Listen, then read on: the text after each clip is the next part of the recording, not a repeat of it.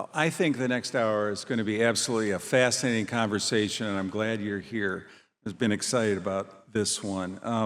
Welcome again to our 9th annual Cap Times Idea Fest. I do want to take a moment to thank our sponsors who make this possible, in addition to all of you for participating with your ticket purchases. And our big three sponsors this year are Epic, Exact Sciences, and UW Health, the Carbone Cancer Center. Please, give them a hand. I really thought that the Carbone's session that preceded Garrett Groff was wonderful, and I appreciate so many of you for being here. It was terrific. Thanks to our other sponsors, Madison Gas and Electric, the Ascendium Education Group, the University of Wisconsin-Madison, the University Research Park, the Century House, Penzi Spices, the Wisconsin Alumni Research Foundation, the Madison Community Foundation, Cargo Coffee, the Freedom from Religion Foundation, the Forward Theater Company, Leopold's Books, Bar, Cafe, and Madison College. Thank you. That'd be great if you could give them a hand. I appreciate it. Our partners here are Hinckley Productions, Civic Media, Wisconsin Public Radio, Wisconsin State Journal, and Madison.com. Appreciate David Maraniss, who's doing double duty tonight. He's the moderator on back-to-back sessions, so thank you, David. It is indeed my honor to welcome Wisconsin's 46th governor to our stage tonight. Tony Evers has spent 50 years in public service as an educator and as our governor. Those of you who follow my columns might know I've interviewed the governor many times, beginning in 2018 with his first gubernatorial campaign. And I've written many times how I think he has been underestimated, that he is one of the most authentic and humble leaders I've encountered in 45 years of writing about politics in the state.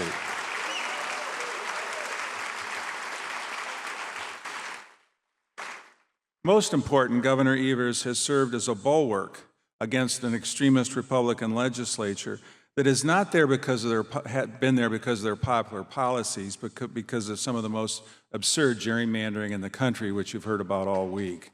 And so that's so gratifying. When the governor announced he would not run for a third term, the New York Times quoted a former Democratic chairman, Ben Wickler, about his legacy. Ben told the Times, because Tony Evers was governor, Wisconsin is a freer, fairer, and more just place in a way that will touch the life of every Wisconsin kid.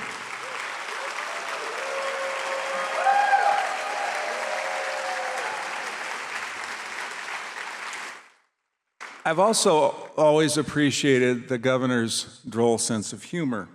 In 2019, the first time I sat down with him in his spacious and ornate office in the Capitol's East Wing, I commented that the last time we talked was across the street in his cramped campaign office storage room surrounded by a mountain of boxes.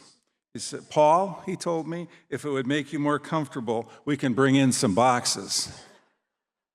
Please welcome Governor Evers and David Maraniss.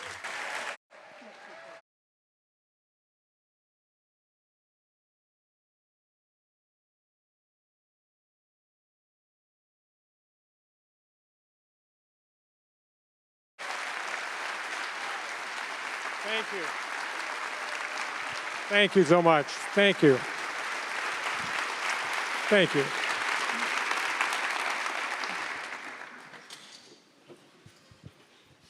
I have to open my Mountain Dew here. Diet Mountain Dew. He asked if it was okay if you brought it out on stage. It's bad for you. Sorry. Governor Evers, it's a pleasure for me to meet you tonight for the first time ever. I'm sure that hundreds of folks in the audience have gotten to know you better than I, although I follow you from afar with great interest and rooting for you.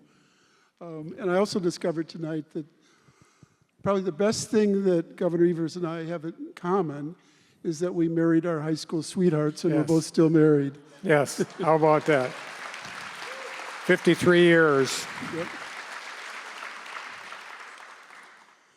So you've been standing up to regressive and repressive Republicans for quite a while.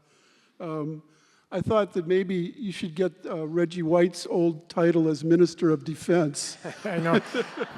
He's got a few pounds and a few more inches than I do, so I am who I am.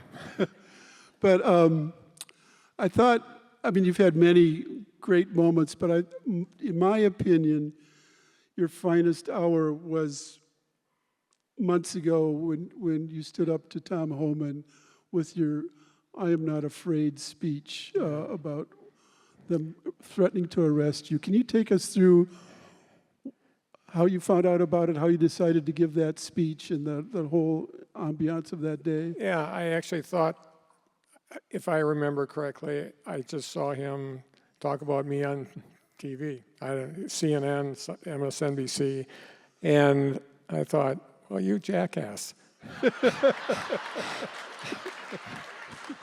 Who do you think you are, saying that they were going to arrest me, or whatever it was? It was just ridiculous, and it's that kind of personal politics that makes people sick of politics. It's when it's personal, especially.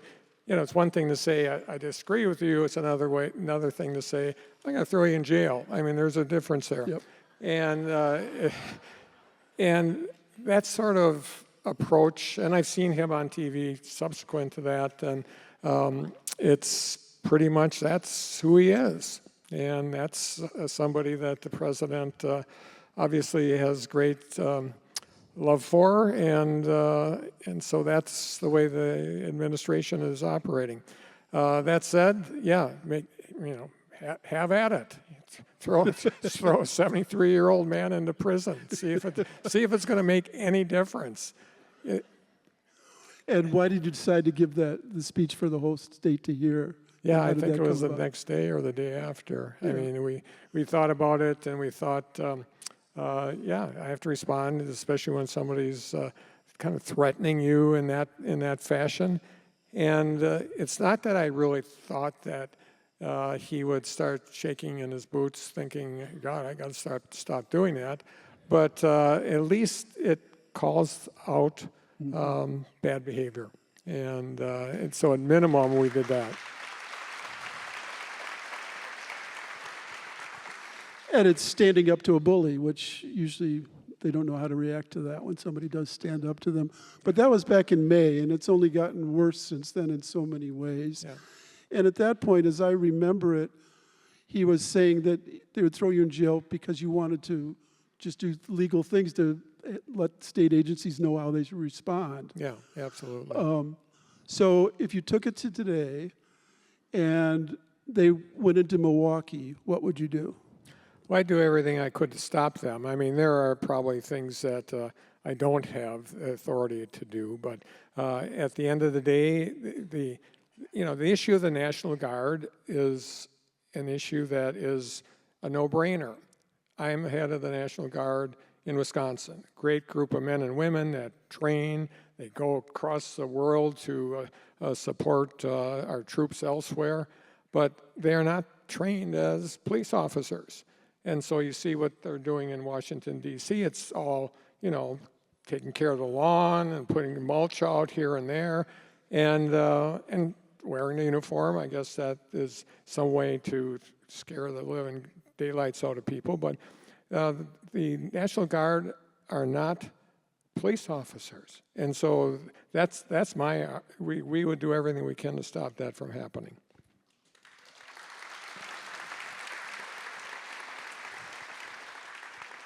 Everything they can is a little general. Do you have specific plans that you weren't talking about? I'm not going to be able to address that at this time. But you do have have a Yes. plan. Yes. Okay. Whoa. Is that We'll let somebody answer Is it, that but, Holloman or whatever? They're coming after you right now. Is he here? I doubt it. I compared you to Reggie White, but it's more apt to compare you perhaps to Presidents Clinton and Biden and Obama, who had to play defense, especially in the final years of their terms, where you've had to do it pretty much the whole time. Yeah. And we'll get to this later, but it's kind of ironic that you've survived that brilliantly over 2 terms, and then some future Democratic governor might not have to do that again, right? Right. Yes. If gerrymandering is changed. It's my gift. It's my gift to the world. No, but what it did, I mean, I wasn't exactly a landslide win the first time around or the second time around, but the first time it was just a little over 1%. But I was a Democrat, and I won the seat, and the legislature was almost completely red, certainly of politics. And frankly, I think it showed Wisconsin that there's something wrong with the maps here in the state. We talked about it a lot for years. I'm sure most of the people out here have talked about it a lot. And I'm not saying this is a great Tony thing, but the fact of the matter is that I won, beat an incumbent, pretty powerful incumbent that had done lots of important things, most of them negative, and I won that race. And the legislature made no difference because it was all red. And I think that put us in a much better place to change maps subsequent to that. And that was a huge deal for us in the state of Wisconsin, huge. Yes. It put everything in a better place except for you as governor, in a sense. Yeah, but so did you develop a strategy of how to deal with this Republican legislature over the 2 terms? over 2 terms, yes, because they understood after we had fair maps that we have to work with this guy, and we have to, if we want to accomplish some things, we have to maybe compromise. That's their point of view. And we did that with the last budget and a lot of other things. But the one thing that was good is that the governor has some pretty powerful ways to we can veto all sorts of things, and we did, and we were able to, because of the Senate, we were able to make sure that, or the Senate or the Assembly, that they didn't have any supermajority, and that was critical. So. Horrible things, we stopped. Simple, there's a whole bunch of them, but a horrible bunch of them. Yeah. What would you say was the most important thing that you stopped that really changed this? Well, they wanted to change the maps to make it even worse, and that would put us out for another 100 years. And so there's just no way. So we vetoed several bills that had to do with that. Well, let's go back to the end, your decision not to run for a 3rd term. I've done some reporting on this, and I know there were several factors, but the one that struck me, because I'm a writer, would place you out in the middle of Lake Mendota on a pedal boat with your wife, alone, thinking about that. Yeah. And how did that influence your decision? Or Of course, it was hard. I love this job. A lot of people in this room, I hope at least 51% of the people in this room voted for me. And I would say a lot more than that. But just kidding. And I love the job. And I can say this with all honesty. I learn something new every day. And that's important to me in a whole bunch of ways, but I think it makes me a better governor. And in addition, I had a chance to kind of set my days and how I operate. And I made it very clear right from the beginning that if I was going to represent the people of Wisconsin, I needed to be in Wisconsin, and instead of being in the capital a lot. I would say out of a 5-day week or 6-day week or 7-day week, I was out of the capital 4 or 5 days. And that makes a whole difference. You know, visiting schools, visiting businesses, visiting nonprofits, you name it, going into small towns and going to every single small town or every single Main Street business in the various places in the state. I learned something every time I'd done that, and that's what made me, I think, made me successful as a governor. I don't talk about myself in those ways too often, but I guess I can now that I'm leaving the office. But that was really important to me, and I forgot your original question. I went too far. Well, it wasn't about that, but it was about deciding not to run. Yes. And I really want you to be out on Lake Mendota on that pedal boat making the Yes. decision. So those are all the good things, and I could have said, yeah, I can do this another year or another 4 years. But when it came down to it, it was about kids and grandkids and Kathy. And we were several times out in the middle of the lake talking about this. And, you know, now when we go out in the middle of the lake, we think, oh my God, we gotta buy a house. We gotta buy 2 cars. What are we going to do with all these clothes that I'm no longer going to need? So the conversations have changed a bit, but yeah, it was all about kids, grandkids. I have 9 grandkids. We have 3 children, and God knows how many we're going to have great grandchildren down the road. And 50 years in state service or local government service, it was time. And so it was a really hard decision to make, and but no regrets.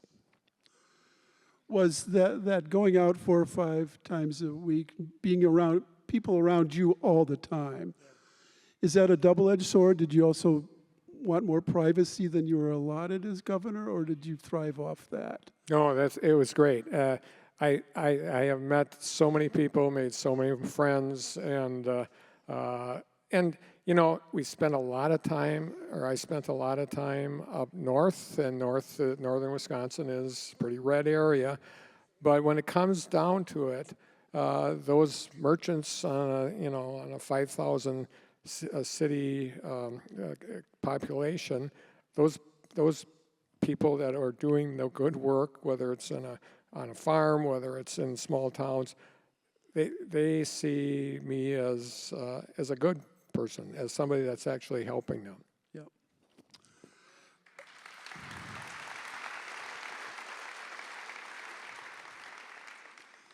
You're 73 years old. Age can be a factor in politics. I'm not accusing you in any way of slipping, except for one thing, which I might have to take back after I say it, but that was your performance announcing the vote at the Democratic Convention. We don't want to talk about that. Got me going here. You know, What happened there? well, it was the damnedest thing. I had it all. Somebody gave me a script that I didn't particularly like, and so I was trying to do things on the fly, and that obviously didn't work. But I also the person I can't think of his name now.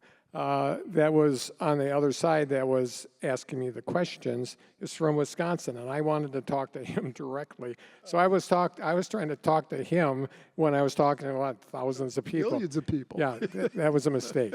That was a mistake.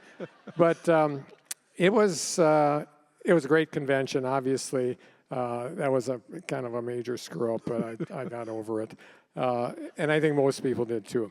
But the end of the day, it was a great convention. We had a good candidate, and unfortunately, she didn't win. That was sad. Well, my only thought when I was watching you on television is, why isn't he wearing a cheese head? Ben Wickler had one on. Did you decide that wouldn't be appropriate? I have a bigger head. Oh, come on. No kidding. I was going to say something else. No kidding. There wasn't a cheese hat there That fits your head? that would fit my head. You have a bigger head than Ben Wickler. Yeah, no kidding. I tried on a couple. I said, these don't fit, and it's going to fall off. That would have made things worse. I mean, could you imagine having a cheese head fall off forgetting your lines and say, okay, 55-1 or whatever it was. Yeah. When Bill Clinton screwed up at a convention, he went and played the saxophone afterwards to make up for it. Yeah. You didn't have to do that, though. Yeah, I never played the saxophone, and I played cornet in junior high school, and when I went to the high school, the music teacher said, "Don't play anything anymore." So I never had the opportunity to be in a marching band. I presume, I think safely, that you're not going to endorse in the gubernatorial primary. That's correct. Is that correct? That's correct. I'm curious about sort of the role of governor and lieutenant governor, to the extent you can talk about it. I know that historically sometimes those two politicians are not even that close. What was your relationship like with Sarah Rodriguez, and what did you make of her? Yeah, Sarah's. Well, she they run separately in the primaries, and she had a really strong opponent, and she won quite handily. And so I was really impressed with that. You know, it wasn't. It's always interesting because you don't select the person that's lieutenant governor. In many states you do, but Yeah. Right. And but she ran a good race, and obviously she's a really smart person, and does a great job around the issues of health and so on. And the working relationship is no different. Mandela Barnes was with me for a couple of years, and he did a good job also. But it's really two. I mean, it's two separate. They pinch hit for me when I can't make things, but at the end of the day, we let them. We both Mandela and Sarah pretty much can do what they want to do that they feel is important. They're big adults; they can handle that. So, and pardon my ignorance on this, but how would you compare it with a president and a vice president? In other words, you don't really instruct the lieutenant governor on Right. what assignments you'd like them to carry. Yeah, they pinch hit occasionally, but I don't want to make this sound wrong, but it's not a tightly run machine there, and it never. And looking back on other governors, it's never been it's never much different in Wisconsin. It's two people that were selected separately and then put together. I got along with both. They both had strengths and tried to build on those strengths. One of your last acts was maybe your coolest, which is adding the 400-year language into the education funding bill. Yeah. How did that come about? How did you think of it? And will it have any impact beyond being symbolic? Well, 400 years, that's a long time. It is significant, and it'll take some doing for that to change. I mean, there'd have to be a Republican governor and a Republican legislature, and probably could change that law. But the good news is we have some really good people. I want to say that I worked real hard. I looked at every line in a budget bill that big. We have people that actually that is their job, is to see where we can use our veto, and that's one of the things that they came up with, and it was a damn good one.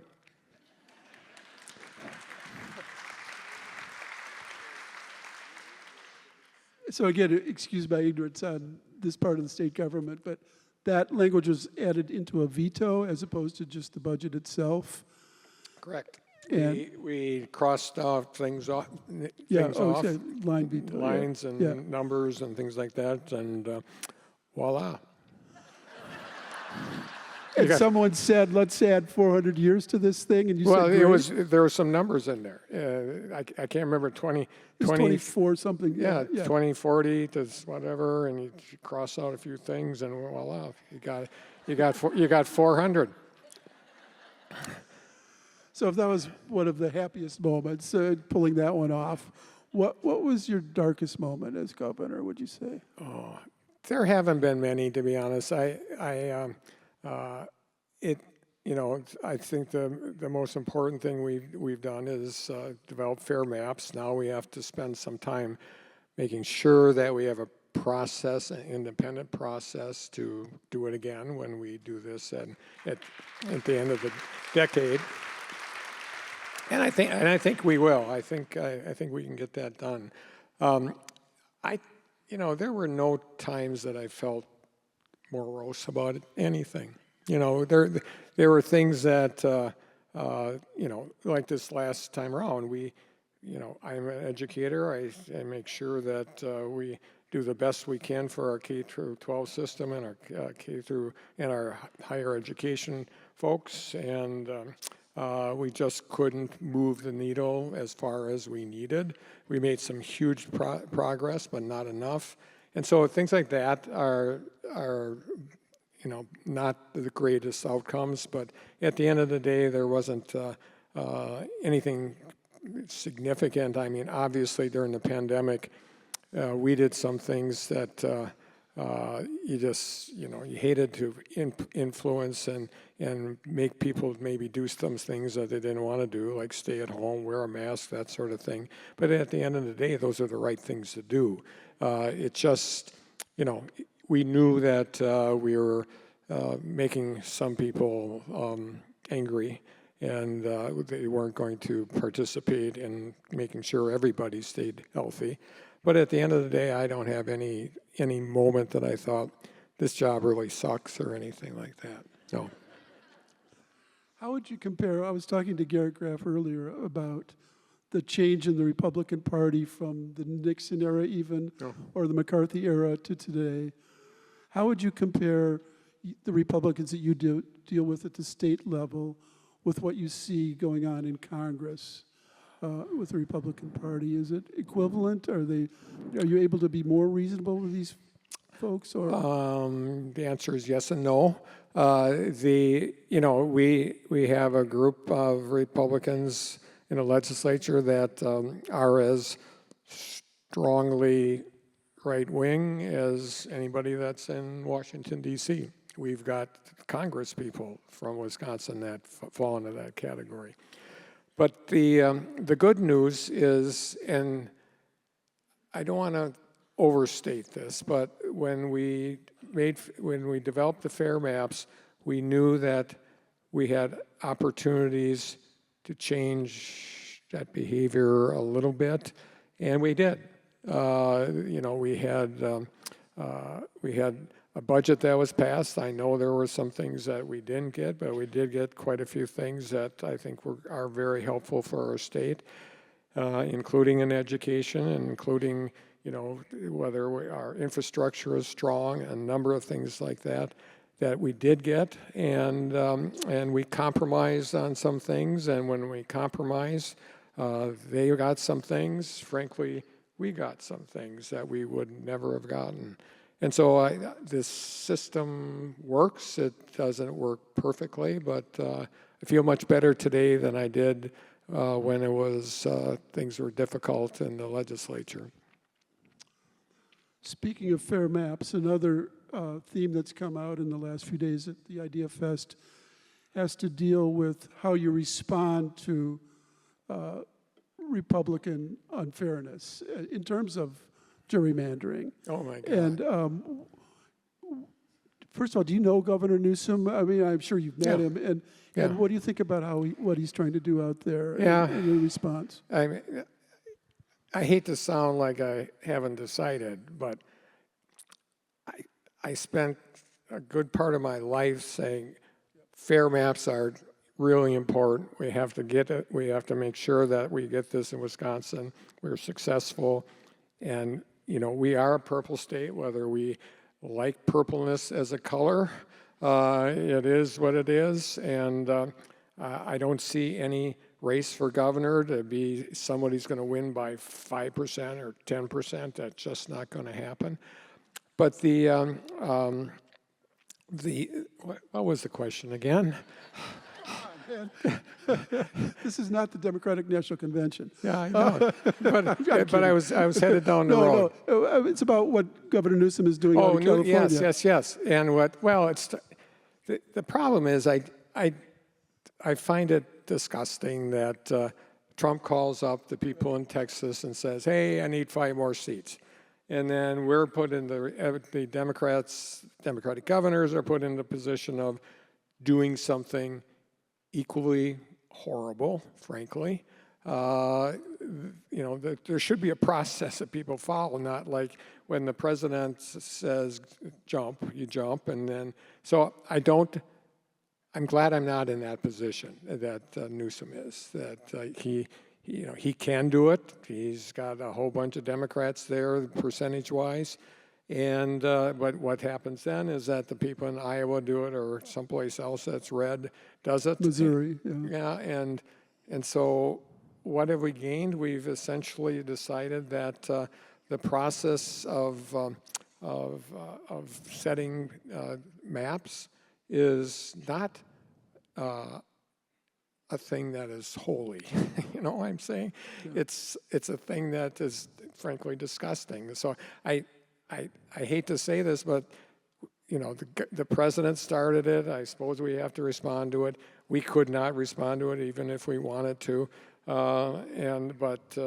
So it frustrates me. I see it and I get a little ticked off about it. But I guess if that's the way they have to play the game, we have to respond.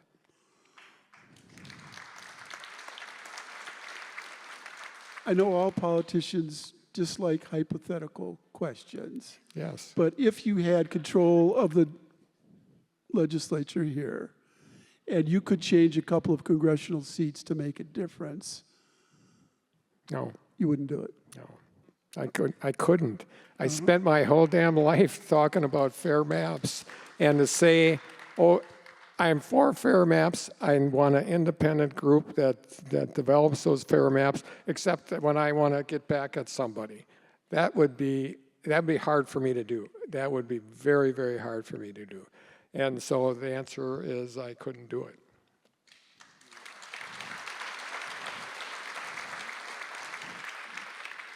That's a very honorable position and one that most of the other guests here have taken the other side on. Of course, I get it. I get it, but they're not in a position that for the last 20 years, this is we need an independent group of people making the maps, and Wisconsin is above board. I hate to say that, but we are.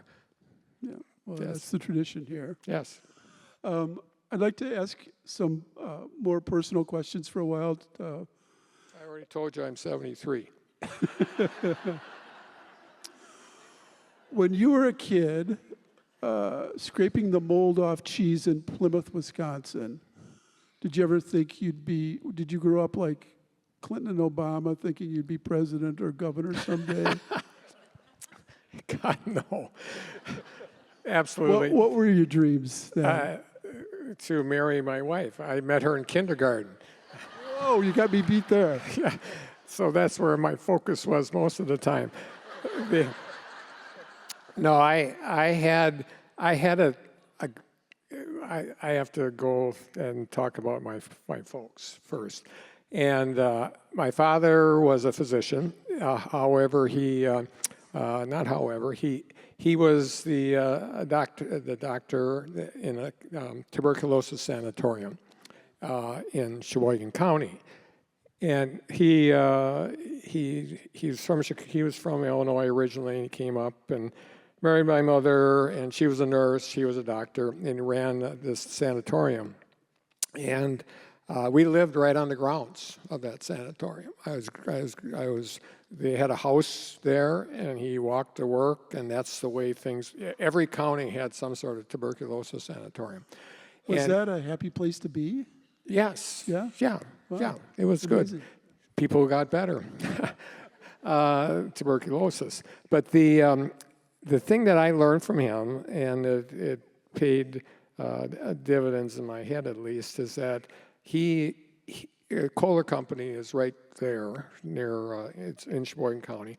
And Kohler Company back in the days, the workers there got lots of silicosis because of the sand in the air when they're making toilets and bathtubs and things like that. So he spent a lot of time on making sure that those workers got what they should get from the state when somebody gets ill at work. And he spent a lot of his time there. And the AFL-CIO folks have always stood behind him. And I learned that. You had to, if you want to be successful, you have to consider the people that are actually doing the work and making sure that they're healthy. And so that was a good learning experience. And so I never thought of being governor at all. I never thought I'd be a politician at all.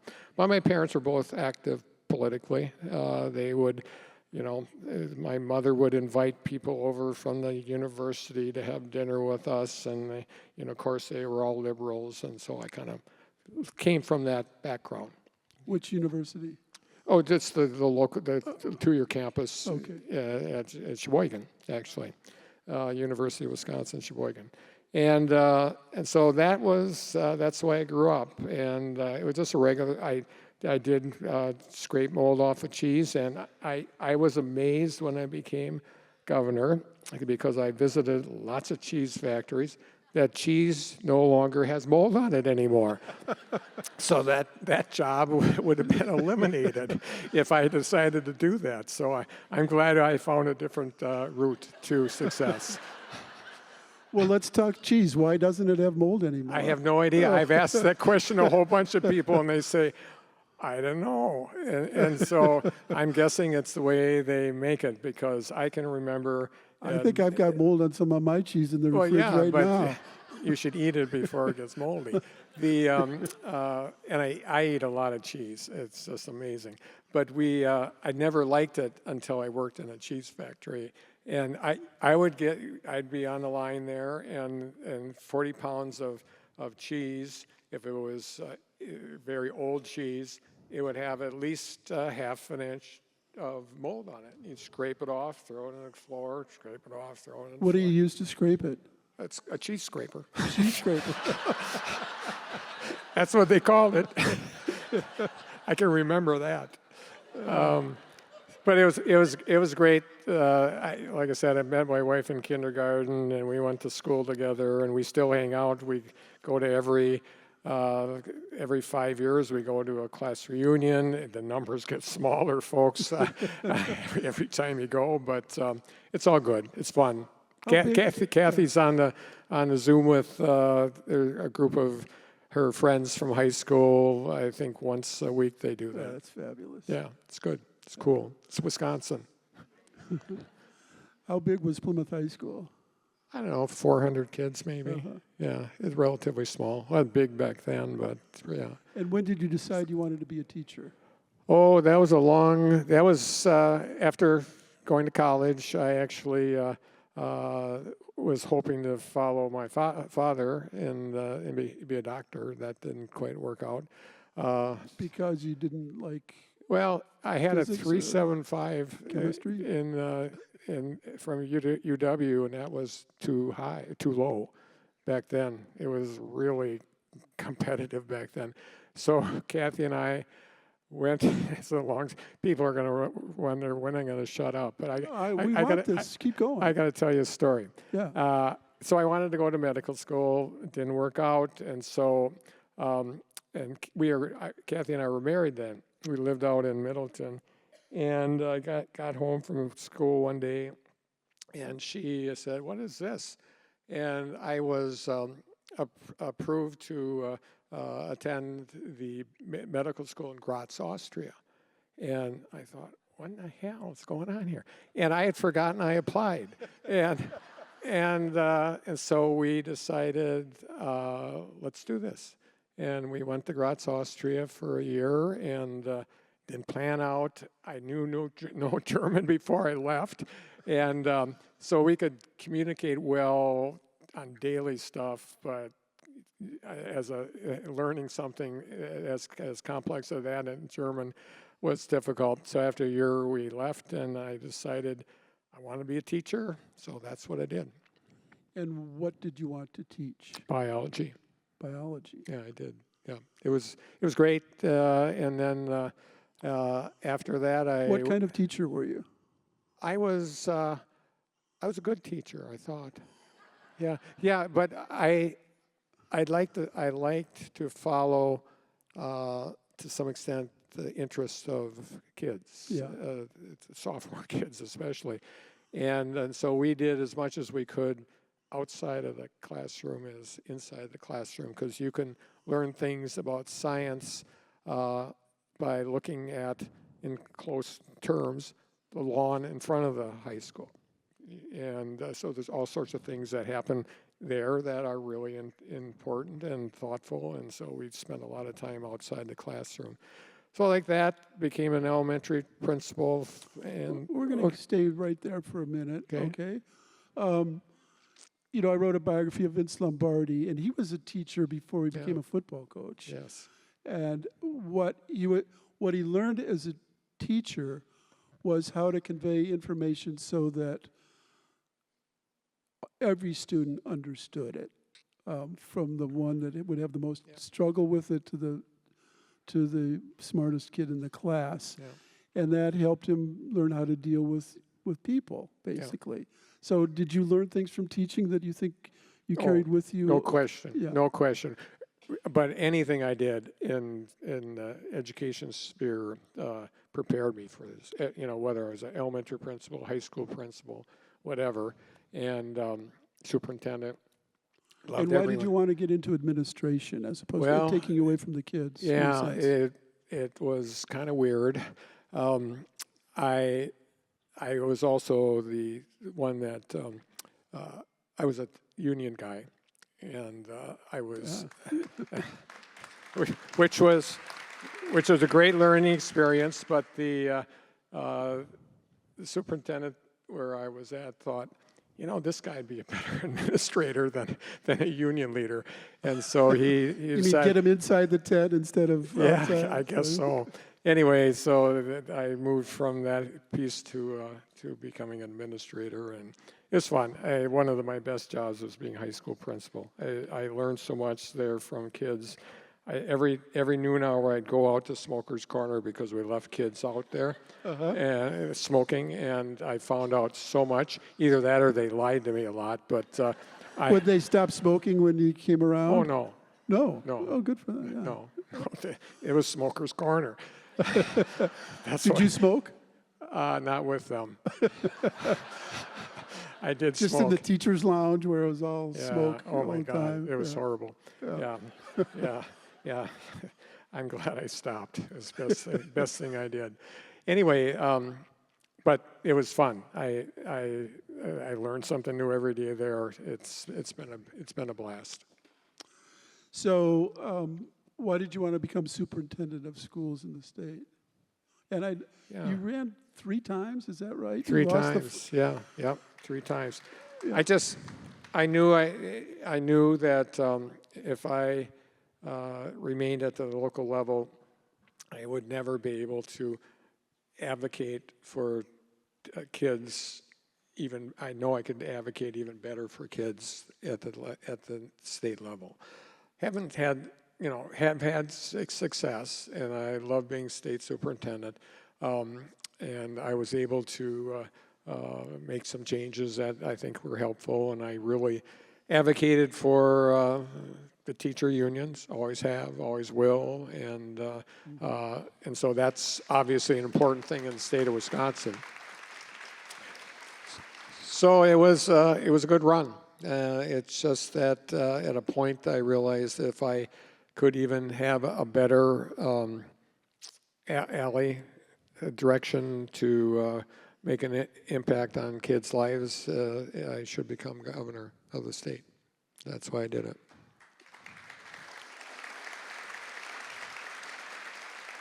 Going back slightly, you ran and lost twice before you won the superintendent's job, is that right? Yes.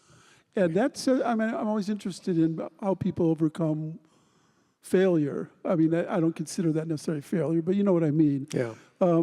Was it hard for you to say, well, I'm going to do it again the second time or the third time, or you just... I knew I could win. Yes. Yeah, absolutely. I was not going to, I suppose at some point in time, if I'm running when I'm 73 for the first time, that would be a problem. Yeah. But no, I always felt I could win, and it was difficult because the first couple times it was just, I didn't know what I was doing, frankly. And I ran and didn't have the support, the internal support. But when I did finally win a race for state superintendent, I had my stuff together and had good background and had good people working with me and all that. And that made a huge difference. And as someone who devoted your life to education, Act 10 must have been a real crisis, a point where you decided, Yeah. or how did that affect you, I guess? It was horrible. It was, you don't take rights away like that and just assume that it's going to work out, because it doesn't and it didn't. And so that was horrible. We're still, and the thing that I'll never forget, it was essentially a lie when the people that did this saying, well, we're saving all this money, and it was because the teachers were paying more for retirement, they were paying more for health care, they were paying more for all sorts of things that they never paid for before. So there was no additional money put into schools. It was taken out of the pockets of teachers. That was wrong, and it's still wrong. And so that was a motivating factor. We still have a long way to go. I think if we get the right kind of folks in the legislature, we will be able to make that change. There's no question.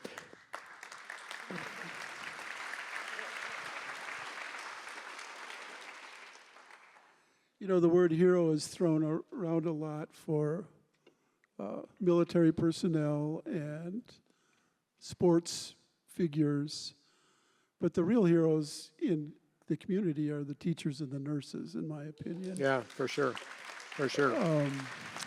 They impact lives every single day, and it's not that, the people that run small stores downtown, they obviously make an impact on the community and the environment and the economic health of a city. But at the end of the day, nurses and teachers are the backbone of our state and our country. How much, along with the 400-year thing and everything you've tried to do, how do you feel about what you've been able to bring back from Act 10 to today? Yeah, we're at a stalemate on Act 10. Whatever we can do to raise the stature of teachers and all that, that's important, but we need to allow people to be in a union if they choose to be that way. But I think we've made, and I'm not changing the subject here, but I think we've made some, and it was partly in my head too. Yes, I wanted to make sure kids had the best opportunities possible, but it became clearer and clearer to me when I was governor that there's a whole subset of things that need to be addressed if kids can be successful. Healthcare, transportation, housing, you name it. And all those things impact the lives of children. And if we want to be successful as a state, yes, we have to do right by our teachers. Yes, we have to have good things going on in schools. Yes, they need more money. Yes. But if they don't have good health care, if they don't have transportation systems, if they don't have affordable housing, you name it, all those things, because a teacher has that kid for 5 hours a day, primarily 3/4 of the year, sometimes more. All those other things are year-round. And unless we recognize that there has to be good things, as I mentioned before, and money flowing into making sure, affordable housing. Tomorrow I think it's tomorrow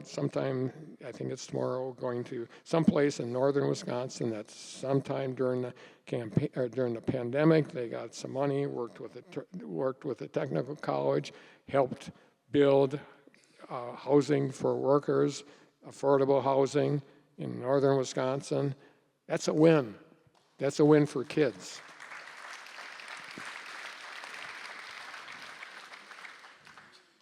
you taught biology, so I guess in the Scopes era it would be different, but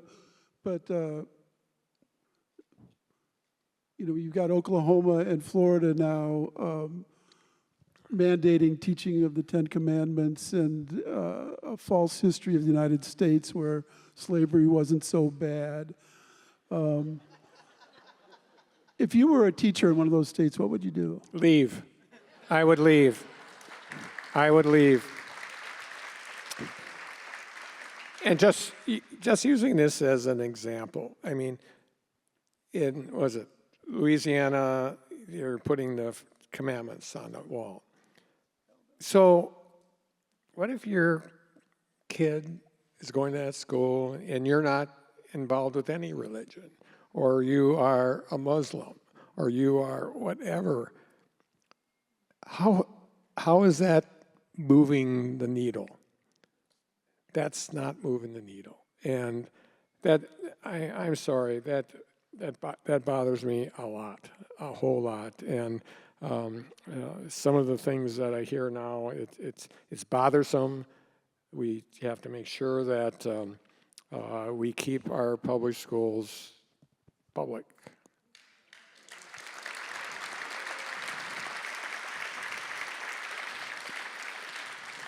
So how does that relate to school choice? Pardon me? What's your feeling about school choice in general or specific? Yeah, it's just overall, I would have never supported it. But we've had it for, I think, almost 40 years here in Wisconsin. So I know it's not going to change anytime soon, and so my goal is to, make sure that the public schools get as much resources and help from the state as possible. But I also know that in the near future, there is going to be voucher schools in Wisconsin. I mean, once it is in place, I don't see it changing anytime soon. Paul Fandon likes to talk about quintessential Wisconsinite figures. Yeah. From Gaylord Nelson and Herb Cole, and he says the most quintessential is Tony Evers. Quintessential.